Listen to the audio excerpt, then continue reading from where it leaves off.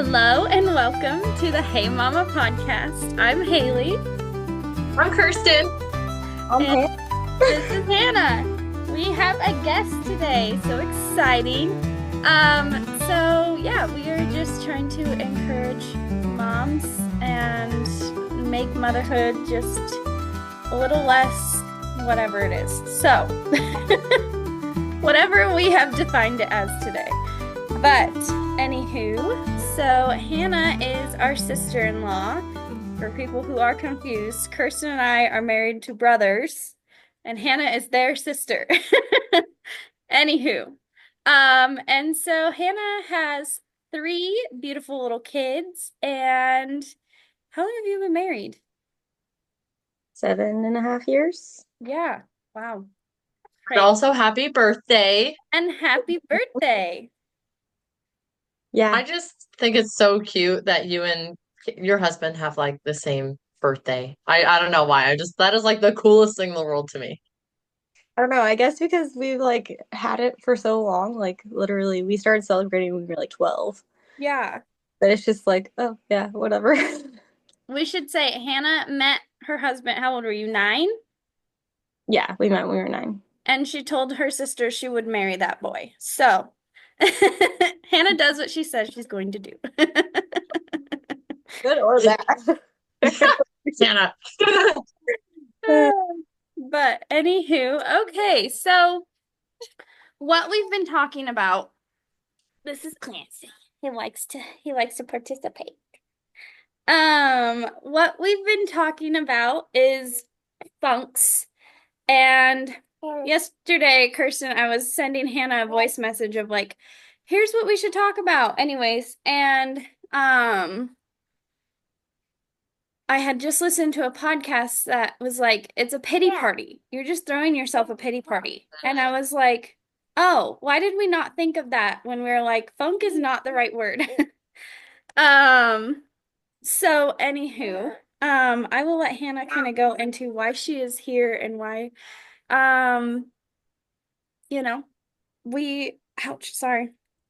why we thought we would invite her on. Sorry. Sure, yeah.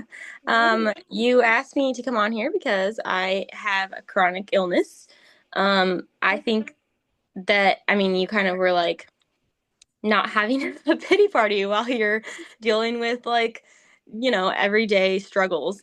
My biggest thought and like general about this it's always been this, has been, I don't have time for a pity party. Like, I don't. There are 100% times when I have let myself have a pity party or like just felt sorry for myself and like, I can't believe that like I have to go through this. Like other moms don't have to do this, or like, how am I supposed to take care of my kids? Like, God, don't you, like, you gave me these kids. Why can't you like let me have, like healing to be able to take care of them? And there's so many reminders that he has given me and just different times when he's like, you don't have to have healing in order for me to give you grace. And I think that one of the biggest things is like, he allows us to go through things in order for us to be able to actually lean on him more. And no, I don't always, probably half the time even, like respond the way that I wish that I could. But I'm always like super thankful that he sustains me and that he has given me these children, because he could have been like, you're not strong enough, you can handle this. I don't know. Maybe things like that. I don't know. But yeah, anyways. Yeah. So, and in that, it is like, I had such a hard time reaching, like, knowing how to word, like, hey, so I know that you struggle, and so I think that you should come tell us about your, I didn't know how to be like, how do you struggle on top of the struggle? Because I think a lot of times, and I was telling, or like I just send people no voice memos of my thoughts and let them do with that as they may.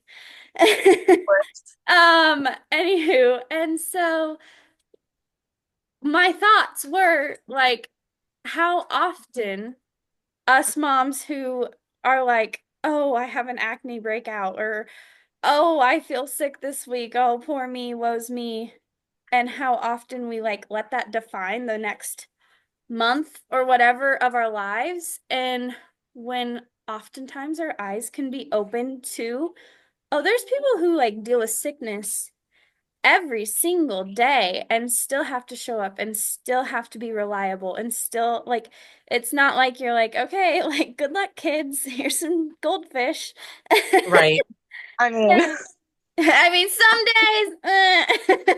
days but and so that was like my it was hard to word though of being like, okay, we're all throwing ourselves pity parties, I think often.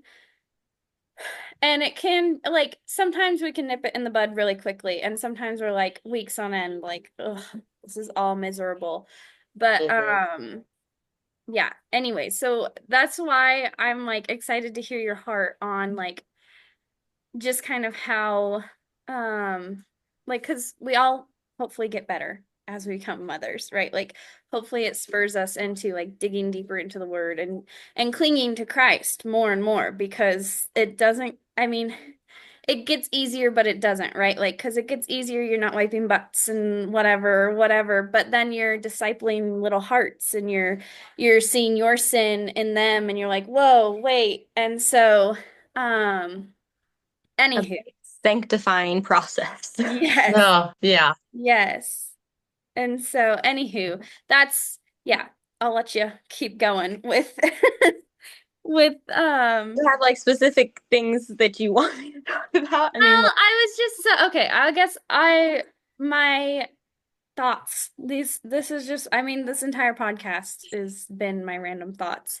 Anyways, but I guess more so we could just start at the beginning. Like when you first got pregnant, like did you have like how did that look in your walk with Christ? Because I know in pregnancy your skin is like or I guess maybe tell us too like what goes like what is going on? Like you have a terrible I mean not see this is so hard because I'm like I don't hey, want you to can say say that what you you are want. I mean, terrible, but you can say what you want. It's fine. Well, I mean, with Raymond and Samuel, my skin wasn't nearly as bad, but I was using steroids. And with Samuel, it was definitely very minimal. I hardly used them at all, but gradually my body became more and more dependent on them. And so when I was pregnant with Raymond is when I started becoming extremely dependent on them. And actually, I watched it. I mean, Raymond was like almost one, I think. And I watched a friend's video and she started talking about topical steroid withdrawals. And her skin looked so bad. And I was like, oh my goodness, her skin looks awful. And like, I just was sitting there going, that's what my skin looks like right now. And I'm using them. And I had never heard about like topical steroid withdrawals or even, I can't remember what they call it, but something like topical steroid addictions or TSA, dependence. dependence. Yeah. Anyways, but like, I had never even heard of any of that. And so I was just like, I don't know what this is, but I started like digging into this. And literally, I was like, my skin is so bad, and this is what it is. And so I just went home and threw my steroids in the garbage. Oh no. And I mean, I was like, I don't care what happens, like I have to do this. And it was absolutely hell on earth. Like that first like 6 months to a year was literally absolutely terrible. But then I started finding some things that were helping. I was able to get my body to a place where I was like, it looks so much better. And we had kind of said, like, we will not get pregnant again until, my body is like able to really heal. Sorry, I hope you can hear that. Anyways, and then, I mean, I was like, I got to this place where I was like, my body is doing so much better. I had been doing the carnivore diet. My body loved it. And I was just like, I think we're ready. Like, I think God is saying that it's time for us to have another baby. And Caleb was really hesitant, but he was like, okay, if you think so. And I mean, this happened with our other kids too, where it was like, all right, fine, we'll try for like 2 months. And then if we get pregnant, then, whatever. Well, that happened with Raymond anyways. Samuel was longer. But anyways, so I mean, I was really excited to be able to like get pregnant again and know that I was like my body was doing so much better and whatever. But then I got pregnant and I ended up like seeing like my skin regressing a little bit. I could tell like the hormones, but I think one of the biggest things was that like we moved. When we I was moved, gonna say you moved like yeah, moving across pretty. the country while you're pregnant is Yeah. a lot. Thankfully, I Yeah. was super pregnant, which we kind of had planned that. But Yeah. and mom was with us, which was really helpful and all of that. Um, and then having a couple of different deaths in the family and like all this, my skin just goodbye health. I mean, it was really bad. Um, and I mean, actually, it was at the very end of my pregnancy that I started noticing that it was actually getting better. I think that I had kind of with my doctor, we had kind of like switched some things and we're able to make it get like I could really tell like, oh, hey, I can go outside with short sleeves on and it doesn't like kill my skin or whatever. Yeah. Um, but then I had the baby and within 2 weeks I was like absolutely miserable. And now I just keep fluctuating. That's what I've been doing for the past 5 months is literally just like for a couple weeks I'll be like, I think it's getting better. And then a couple weeks I'm like, this is absolutely terrible. What is happening? Oh, So that's pretty much as far as like just background of like my health, whatever. Um, yeah. and as far as like spiritually, I could not be more thankful for the lessons that I have learned. It's extremely hard, not necessarily the way that I would have chosen to learn these things. Yeah. When we were in North Carolina, I had a really good, like we loved our church. Haley, you knew that. Like we absolutely loved our church. We were very established in there. We served in lots of different ways. I had even been hosting a Bible study at my house with our church ladies, and we hosted a community group. Like we were very connected and very like um, discipled and discipling. Just very I think that keeps you accountable in your faith is when you're actually having to like disciple other women or when you're trying to actually like be really consistent. When you're teaching a Bible study, you kind of have to, do the work. Hmm. You Mm-hmm. can't be like, oh, I forgot to read my Bible 3 days in a row. No, you actually have to do it.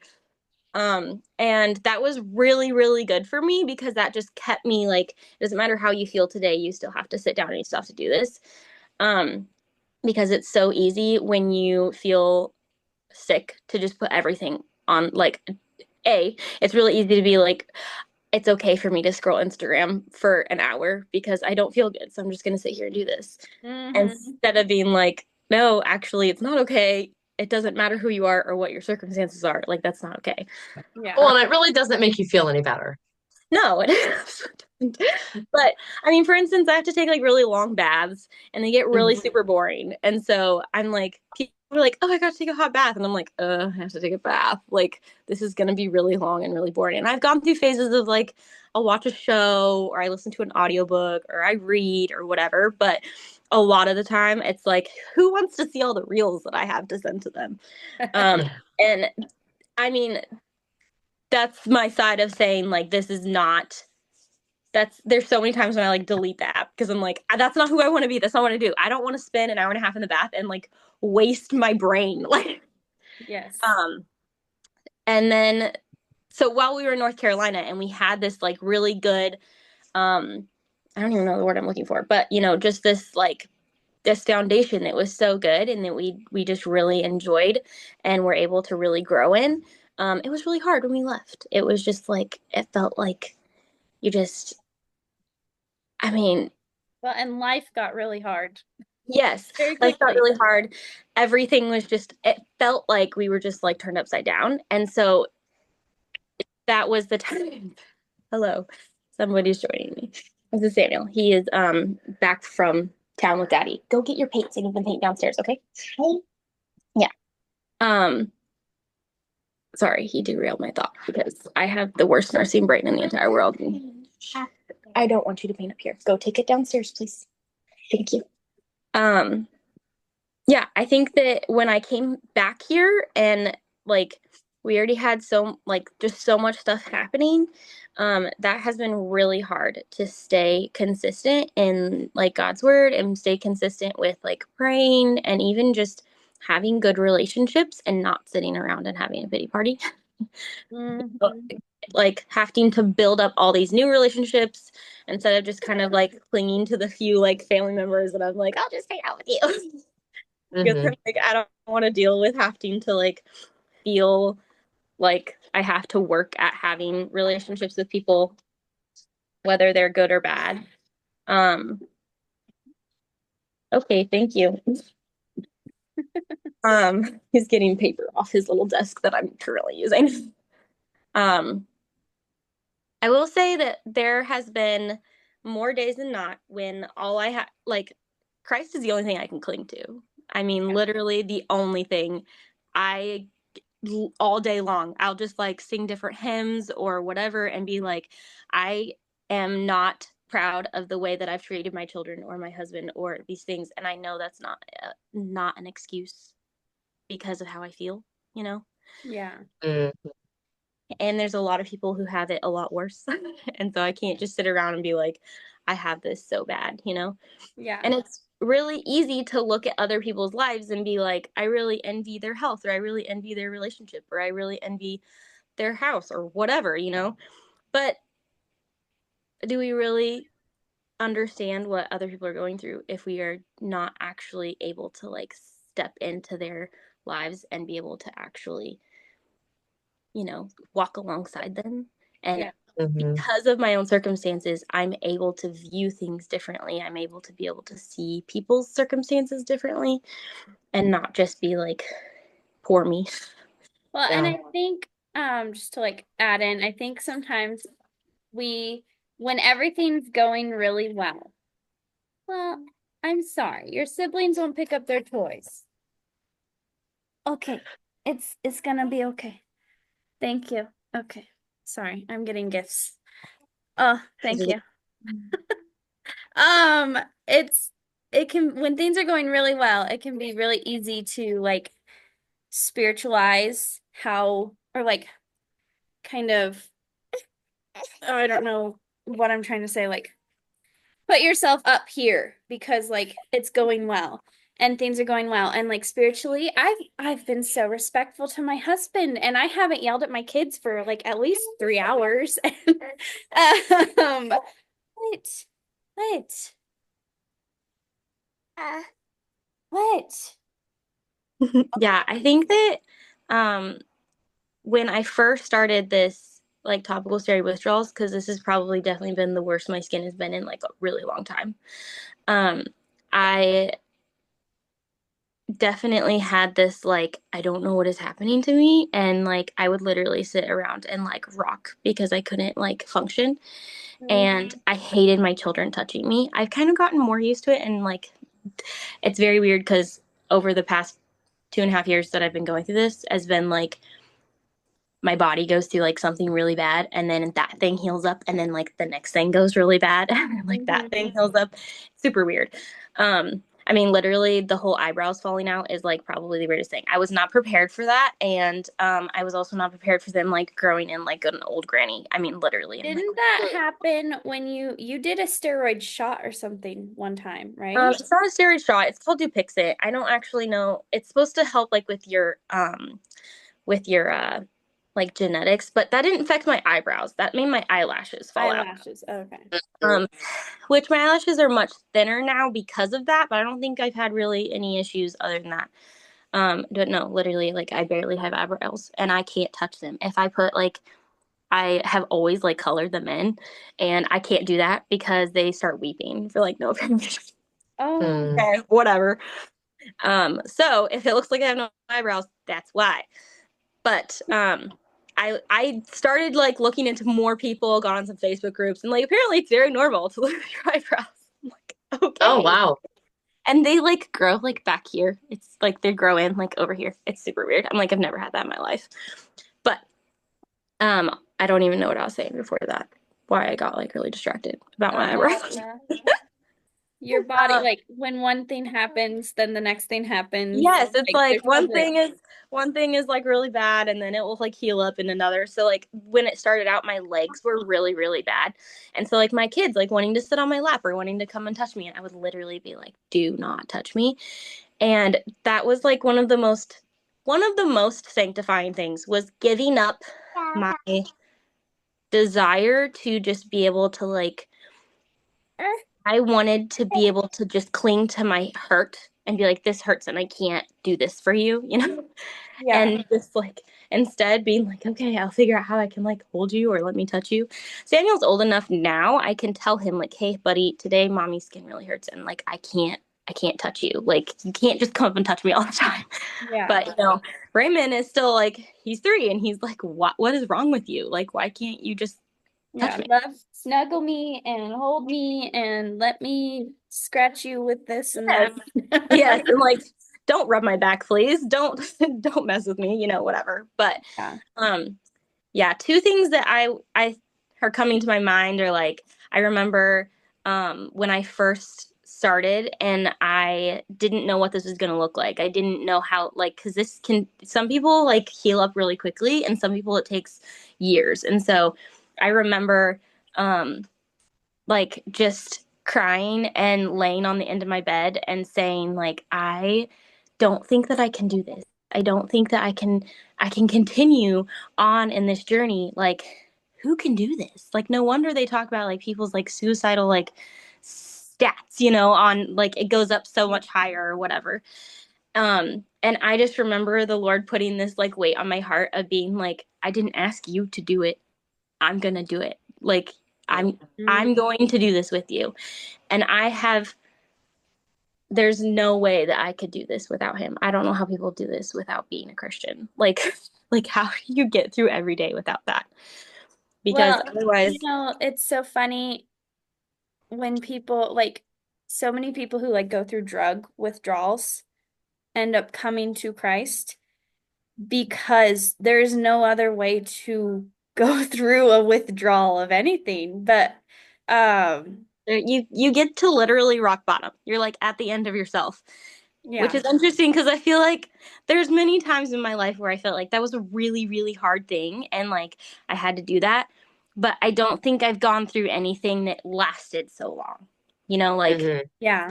and you don't see the end in sight where it's like, I don't know how long this is going to take. And I don't know if it's going to get better or if I'm going to get worse. Like, am I going to gradually keep getting better or am I going to gradually keep getting worse? And Yeah. like, is it, the only person who knows that is the Lord, right? And so, Yeah. and I can do all of the studying I want to do and try to figure out how to heal my body, but it's not necessarily going to work. Yeah. I'm sure You know? there's plenty of people who have come along. Like, I think so often in motherhood, we're all like, oh, we had in the group chat of all of us sister-in-laws the other day of all the mean and rude things that people say to us when we're pregnant. And, but I think a lot of times just in a motherhood journey, right? Like, people have something to say. I mean, everybody wants their 2 cents to be heard, right? Like, why do we have this Yeah. podcast? But there is, I think when you're going through something and like it's like stacking on top of each other, and then somebody is like telling you their unwarranted advice, and you're like, okay. Yeah. I mean, everybody has, yeah, their suggestions, their doctor, their thing. Hmm. And, but honestly, I mean, there's days. There's days when I'm like, I cannot take another person's advice. And then there's a day Hmm. like I'm so desperate, like give me whatever you've got. Like I Yeah. will take it.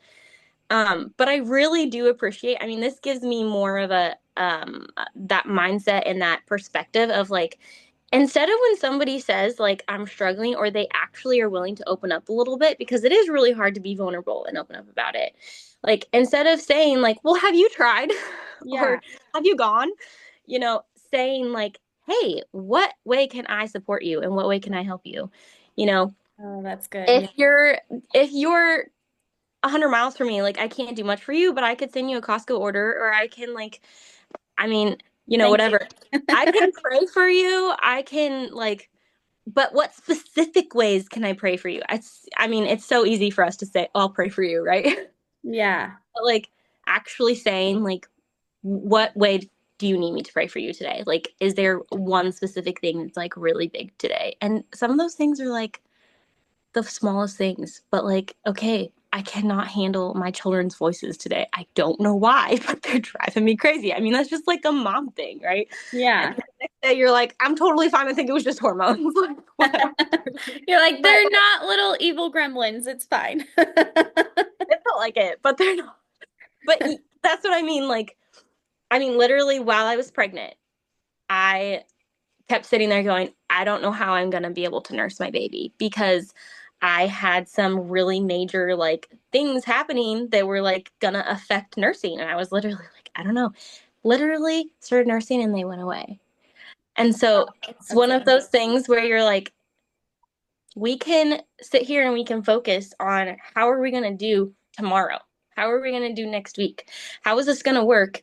And you can get really overwhelmed and it can be extremely frustrating and it can be, I mean, just like sit around all day in tears because you're like, I don't know. And I wouldn't necessarily say it's just like, oh, you're having a big pity party. It's really sitting there going, I don't know what's going to happen. I don't know how to deal with this.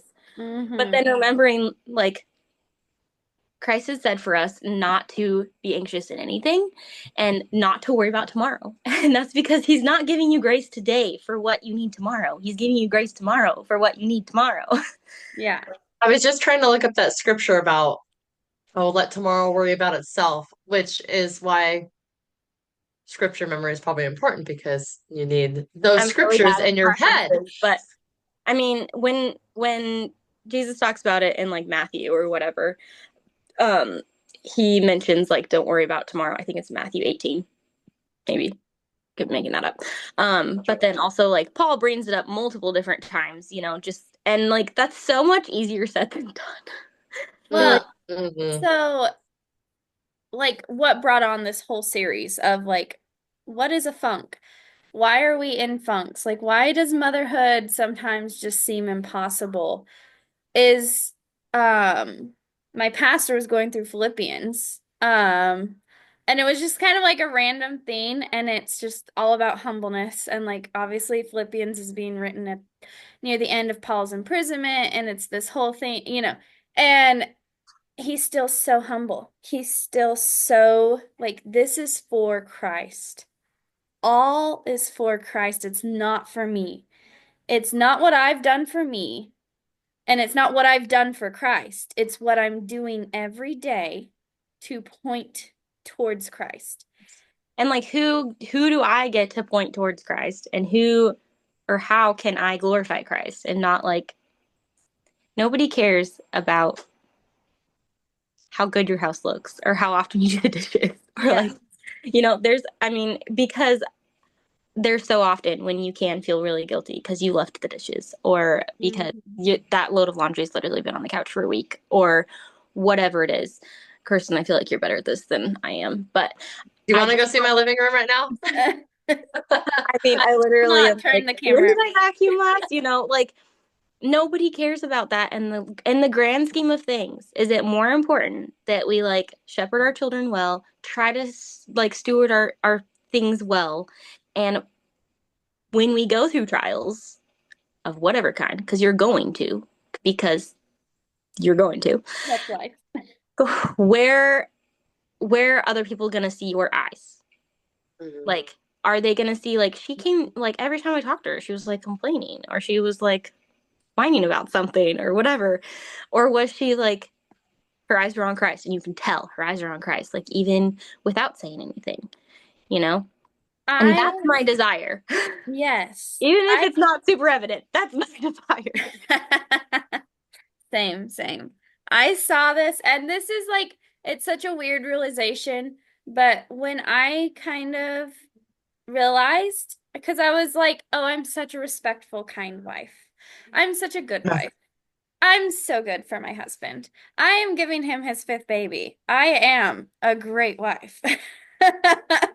And I realized how much I like talk down on other people or I talk down on my husband, but it's all in the name of sanctification. Like I'm helping. And it's all when I mentally was like, oh, that's horrible. Like here I am thinking I'm so good, you know. And so often we can think those things when we're in that good period of time, when we're in like, oh yeah, I'm getting things done, I'm doing great, everything's wonderful. Um, and then I found myself listening to people just like complain about their husband or complain about, you know, this, that, and the other.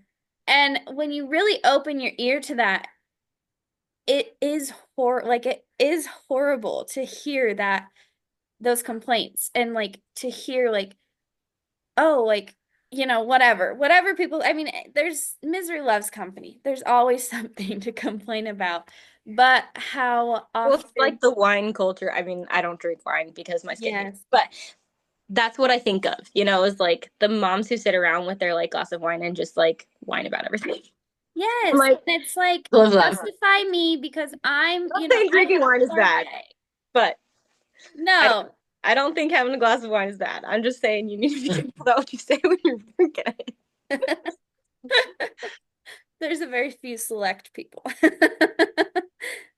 No, I think that it just, there is such a humbleness. And that's why I wanted you to come on to share because I think it is so good for people to hear. Like, on top of everything you deal with in motherhood, you also deal with this health issue and you still have to humble yourself. You still have to like and and this was why it was so awkward because I was like, "How are you humble? Huh? Like, tell us." Tell me how you're humble. Not. And so, but I think, you know, as I've grown in motherhood, I have recognized and realized I think this is hard. Poor Hannah, you know, and I know you don't want that. You're like the least person wanting anybody's sympathy ever. But I think, you know, when we go through trials, you can kind of wake yourself up because there's always somebody who has it worse, right? Like, there's always somebody who has it weird. I watched a video the other day of a mom who has no arms and does everything with her feet. I was like, that's a lot How worse do than you I do got that? it. Like, oh my goodness, there's so many times when I've been like, today my skin hurts so bad that I can barely function. Like, I wear like very specific clothing, and I'm like, people probably are like, she has a weird style. Like, I wear very specific clothing to like help me be able to like handle it. And there's so many different times when I've been able to like regroup myself by saying, like, at least I have these limbs that I can use, or at least I'm not in a wheelchair, or at least, and it's not like, I think it's just really hard for us as moms sometimes when we get in our funk or our, whatever, that we sit there and we are really for real. Like, I think Satan wants us to feel alone, and he wants us to feel like these problems are too big and we can't handle this. Mhm.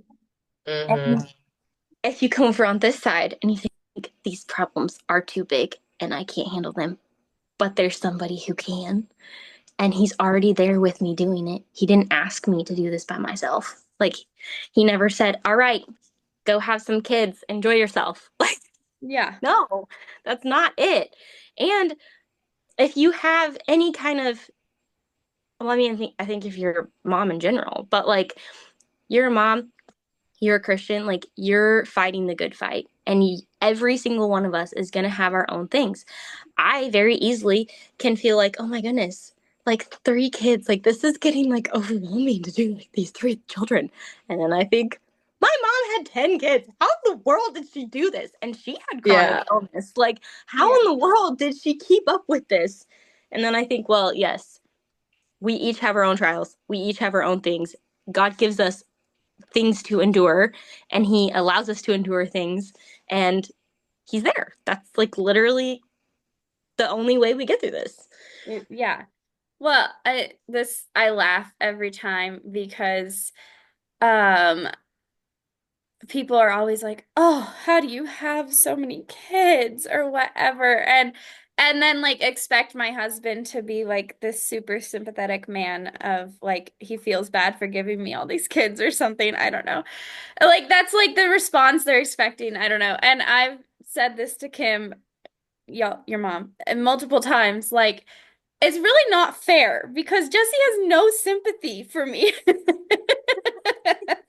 But it is so true because, we are always there's just the truth. Somebody always has it worse. And the other great truth is that you have somebody here to help you. Like so often, and I think that's Satan's narrative. It feels like a lot, or like the world's narrative. You are alone. Motherhood is hard because you are alone, and you're not. But we're told that every day. Yes. Well, I mean, from the garden was his tactic of like doubting the Lord. And so it's doubting if we can handle this, doubting if, you know, if people like us, doubting if our children are good enough, doubting if our husband is loving us, doubting, doubt, doubt, doubt, doubt, doubt. And if Yes. you're, sorry, I feel like I can hear my baby crying, but like no one is paying We attention. do only have about a minute left, just Yeah. so you know. Oh, okay. Yeah. Anyways, I really feel like that's Satan's tactic. We as women usually buy into it a lot. No matter Yeah. what our circumstances, how many kids you have, any of that. Like, you're gonna just have to fight it. Yes. This was such a good conversation. I'm so Let's glad we continue had it. this conversation. Maybe like next week. Yeah, we could definitely have you on again. I think I think this is our 9th episode, so next week will be our 10th. Then we're gonna take a break for a couple weeks. But you can follow us on Instagram. Go to our blog. wonderfullymadewoman.blog. Yes. And at wonderfullymadewoman on Instagram. And yeah, thank you so much for joining us. And sorry that we ended so abruptly. Till next time.